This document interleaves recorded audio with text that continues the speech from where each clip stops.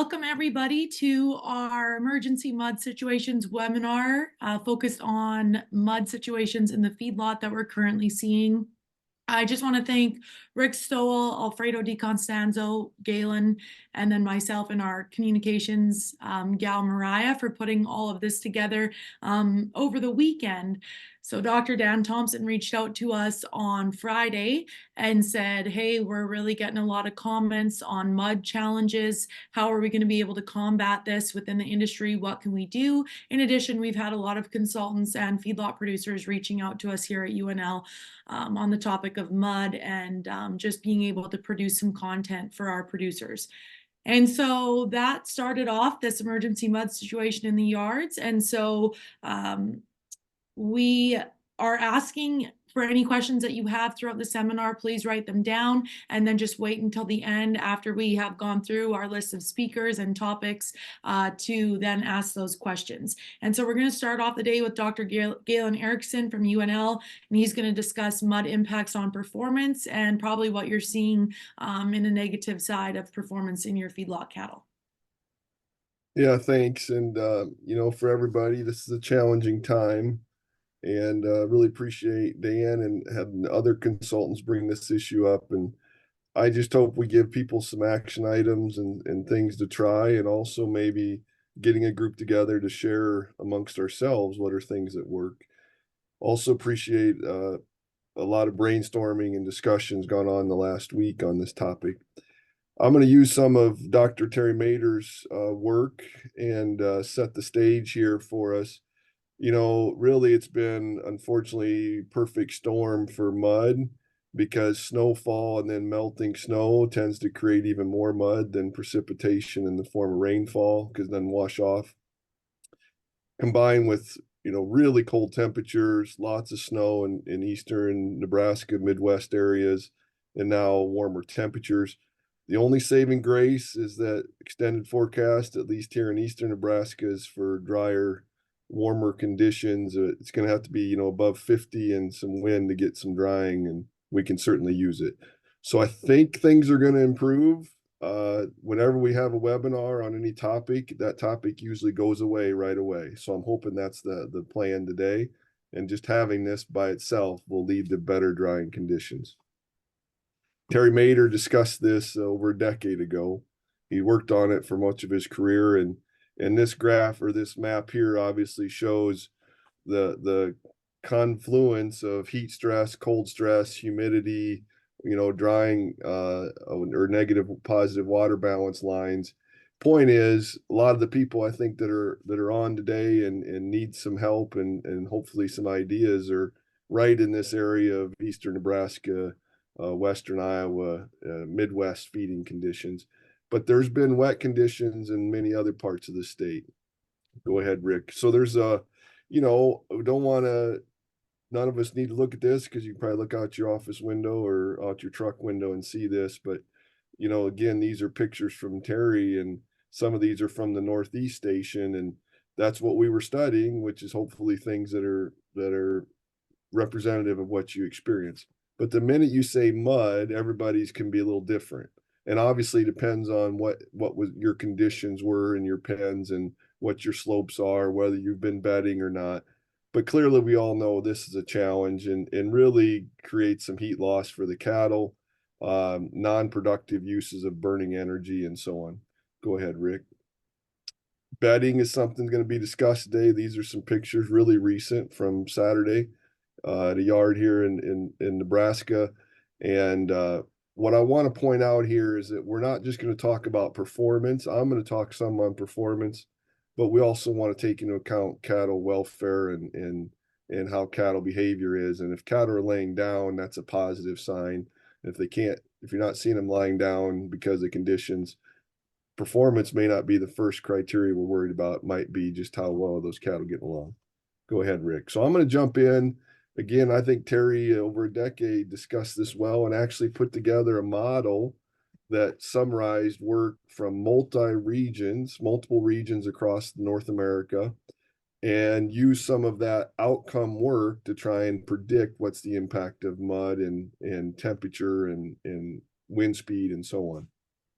So what this is here is, sorry, Rick, what this is here on the bottom is mud in inches and what the estimated percent increase is in maintenance requirements. Okay, so in the red, 100 would be maintenance requirements for cattle, depending upon how big they are. As you add mud, which is the dark blue, that's just cattle walking around and having to deal with going through more and more mud, but it can almost double or more the maintenance requirement. You add on top of that cold temperatures, so 32 degrees, add on top of that wet conditions, so they're not dry, and add on top of that wind speed, you can see, but mud is clearly, especially the deeper the mud gets, is burning a lot of energy. Go ahead, Rick. Okay, so I know this is more than, I'm going to show you another example that's a little bit more easier to follow, but I wanted to point out that if you haven't read the 2011 Nebraska Beef Report, it's available online at beef.unl.edu. That's where Terry describes this modeling and prediction of what you might see for performance. But what I will share with you is that when you have, go ahead, Rick, when you have these different scenarios, it's hard to ascertain what's the impact across the whole feeding period, and that becomes a challenge.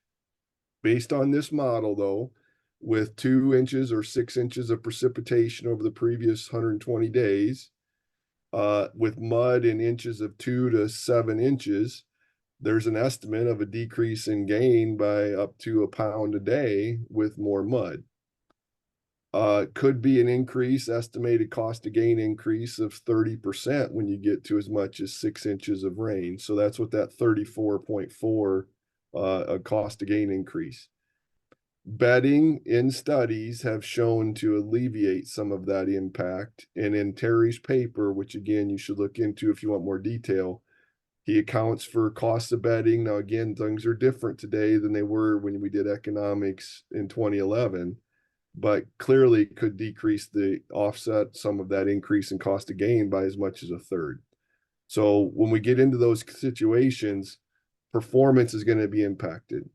Now, one thing to bear in mind, if those cattle that you have that are experiencing these conditions today and last week and this week are going to market in 10 days, your impact's going to be more dramatic than if we happen to get a nice drier spring, which I hope for, and their calf fed's going in June, right?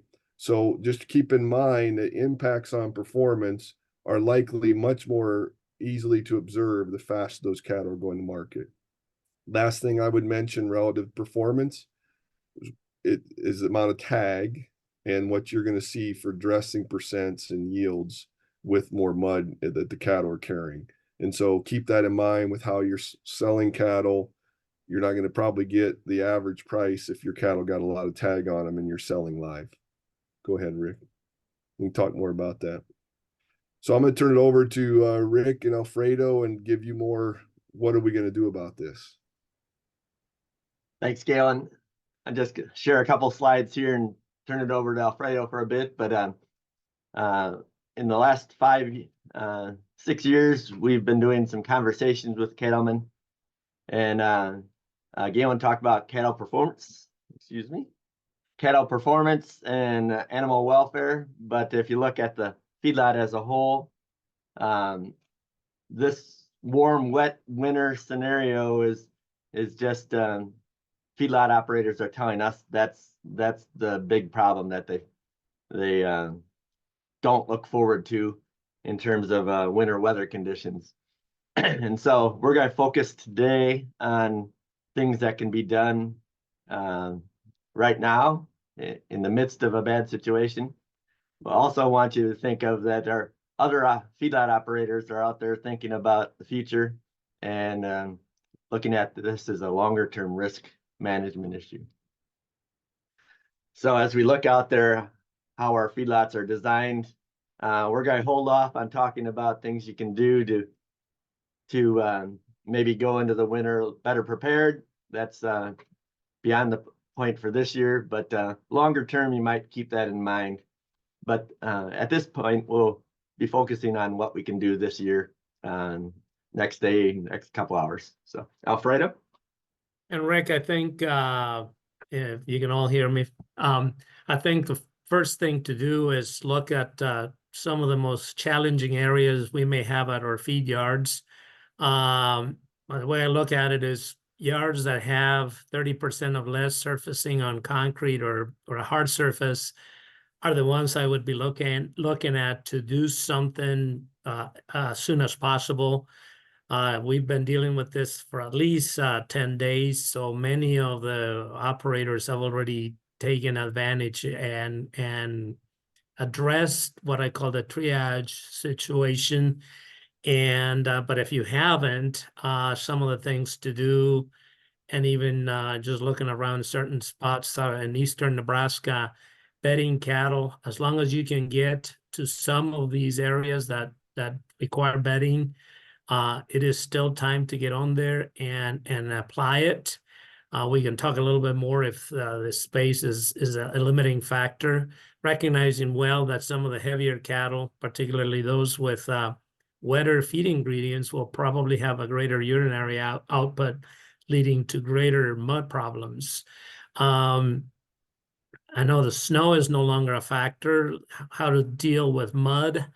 Well, certainly if there's a way to maybe get rid of some of the damming that occurs with mud and things like that, particularly under fences. And again, a lot of this has to do with can we get equipment close to that area without putting people at risk? So certainly the first thing, looking at this whole list of things here on this slide, is maintaining effective pen space, design versus looking at the utilizable space, what's dry, what's muddy, and then working off through frozen areas. At the very minimum, as I look at it, Rick, is maybe making sure these aprons are scraped fairly regularly going forward. If nothing else, that's a spot for cattle to get away from mud. Anything beyond that will be heavily dependent on, can we get machinery out there without creating a problem for our operators and things such as that. Next slide. And that leads particularly to this slide where reestablishing pen drainage is important, but in many cases, some of these conditions are where the lower areas of the pen are, so it's hard to get equipment out there. Over this past weekend, talking to other extension specialists around the state, the idea of perhaps using ground cover mats that could permit, a telehandler, a backhoe to get to the right location might be necessary, rather than just getting out there and thinking that we can make that happen. That's fine, Rick. You can go to the next one. When we don't have a facility to fix in a short term, perhaps relocating animals might be the thing to do. Looking at this, it's not so easy on flatter areas, whether there is a pasture or cornfield, to turn cattle out there. I would recommend lightweight cattle to be turned out. And when there is not enough of a hilly environment or situation, maybe looking at 1 acre to 2 acres per head space, if that's an option. With the pens that are emptied out, I would probably consider, hopefully they're adjacent to pens for which we have maybe heavier cattle, permitting cattle the opportunity to go sideways to another pen and access at least the apron, bed that apron heavily as well. So next one then, Rick. And of course, as it reads on this slide, bed and bed some more. I said bed generously. Of course, we're going to be looking at the piles of bedding that are going to be rapidly diminishing. Hopefully, as Galen indicated earlier, we're going to get through this fairly shortly, but I wouldn't hesitate to build a bed pack if there is enough hard surfacing underneath.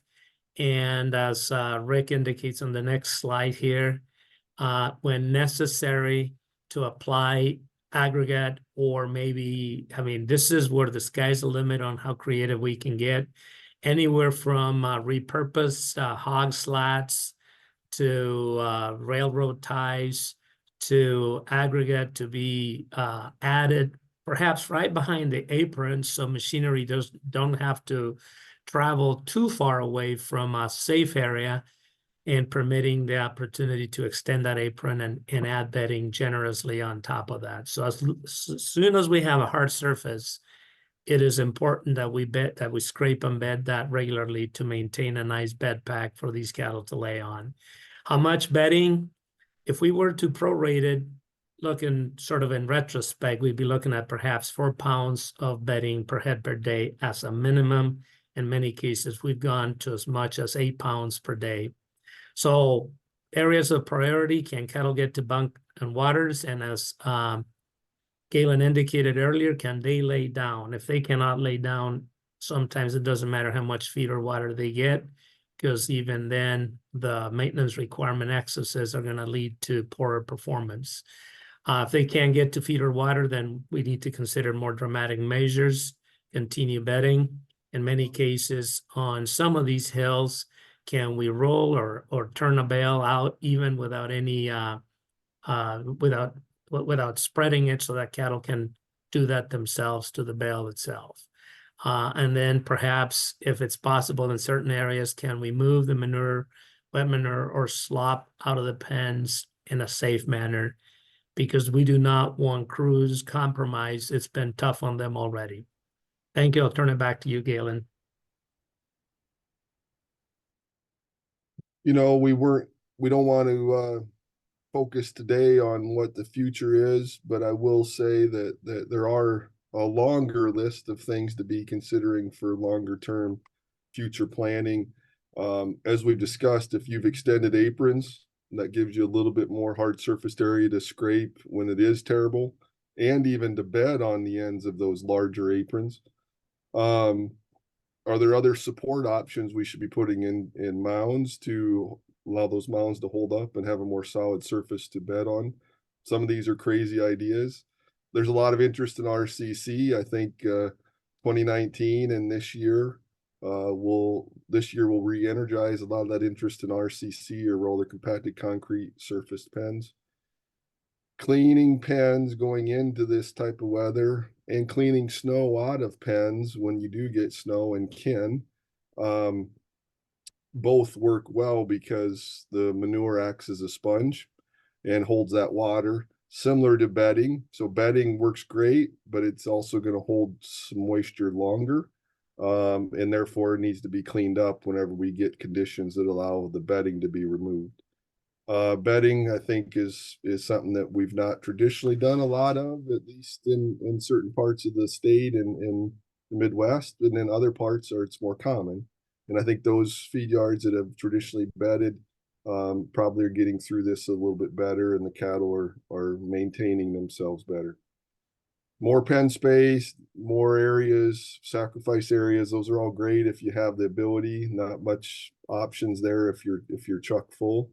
And then interest in buildings and or partial covering pens. A lot of research, some research now exists in that area from South Dakota and Iowa, and more research coming, including here from the University of Nebraska. Go ahead, Rick. Jess?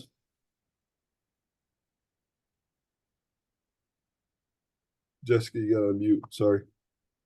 Thank you. This leads us well into what we're going to be discussing next week at the 2024 Beef Feedlot Roundtables.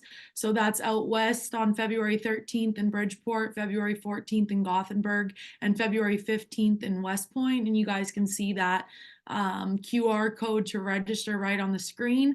Galen is going to be discussing about severe weather responses. A lot of people think that that's going to be about heat stress, but we are actually going to touch a lot on cold stress and mud management. So looking ahead, maybe when you're in those summer months, how can you prepare your pens or your operations to better deal with the event that we do have us winter and spring like we're going to be encountering here, and the excessive amount of mud. So we'd love to have you guys with us. It'll be from 12:30 till 5 on February 13th, 14th, and 15th for the Feedlot Roundtables.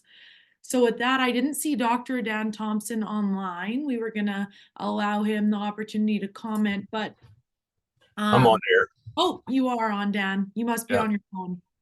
Yep, yep, yep. So Dan, any comments from a standpoint of animal health and animal health related practices?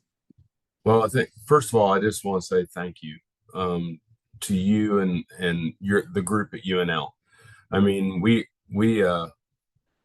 started discussing this Friday afternoon when a lot of people probably left work, and y'all hunkered down and put together something in short order for all the people that are feeding cattle out there. We just want to say thank you so much to really being great partners and the effort. You know, the one thing I think that we get stuck in, and we call this, you know, paralyzed indecision, because we get into a point where we think we can't do anything unless we can do it all. And there are going to be points in times where we have to try some things during this weather episode that we haven't tried before, to see how it responds in the pen, to see if it gives cattle a place to lay down. And so I think that that's something that we got to get outside of our comfort zone, that not anybody knows all the answers, and that people on this call that are probably listening probably have tried some things, and I hope that they'll speak up as we go here of maybe some things that they've done that work well, some things that they've done that they're like, please don't ever do this. Those are just as important to share. And then I really hope that we have a commitment here, just like we have heat stress mitigation programs and platforms, that we work together with UNL and with people to develop checklists throughout the year to as we go into these. But as far as the health situation goes, you know, we had the during the storms, we had the triage of cattle, the lightweight cattle and issues with lightweight cattle and inclement weather, tragic weather. And then as we come out of it, and as this continues to progress, we're starting to see more of an impact on the heavier cattle right now. Now we're looking at some of the exhaustion, some of the and so providing that relief of allowing them to lay down, finding a place to lay down, even if we're just using some ability to drag some tracks with box blades and bed behind it, or bedding on aprons, or other things to give cattle the ability to rest. We're also getting them to the water tank, getting them to the feed. That leads to the exhaustion, right? If they are dehydrated, or if they're you know, don't have enough energy, that we're seeing. So I think that we see you know, and then the last thing that we're going to see, and that we're starting to see, are increase in foot rot cases. And as feet are exposed to the elements, and we're not getting that relief, and those animals are standing that much and putting that much pressure and having the freeze thaw, we're going to see some of these things with foot rot cases.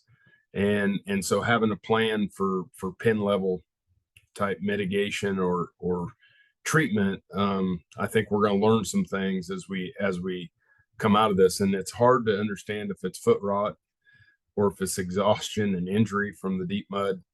But you know, I think that everything that y'all have said, you know, whether it's bedding, whether it's some sort of pulling mud away from the front of the pen, making sure we give animals the access to the feed and to the water. But don't be afraid to try things, and don't be afraid to report them, right? We've got to get together. When we had those heat stress events in the 90s, and we had heat stress events again, we all got together and shared information. And I think y'all are doing a great job of starting that similar tradition now with winter pen issues. Dan, one question we kicked around, and that is, what do people do if you're about now is the time to be pouring cattle, lice control? Maybe it's targeted for some other things like reback or reimplants or whatever. Is it better to just hold cattle? Is it better to, you know, if you can't get them out of the pen, I guess you don't have much choice. You see the question. I'll just share with the group, you know, we had this extreme cold and snow here in our research facility. Nobody was going to be pouring cattle in. Then the next week, we made the decision to pour everything we had and revac and do our normal things. And then that timing happened to be fortuitous because we could still get them out of the pen with frozen pens. And now I'm not sure I can get them out the back alleys to the drover's alley. You understand what I'm saying? Is that how do you handle health and pulling and treating cattle when you have trouble like this? Yeah, and there's some other people on here, Kip, Jared, chime in, but it's really human safety of being horseback in this is dangerous as well. And so resorting to even some within pen treatments, depending on what's going on in feed therapy, mass treatment, with some of the things that we're seeing with foot rot or BRD, or to prevent to control BRD. There's a label for CTC that we're using on a pin by pin basis. But those are some of the things that, as we push things to the back of the pen, if that's where our drovers alleys are, we're making a bigger problem for getting cattle out and moved. But Kip, Jared, you guys are on here. Any comments? No, I think that covers a lot of it. I think just again, from the human safety standpoint, and then it's really difficult this time of year, especially with the mud the way it is, even just to get cattle moving.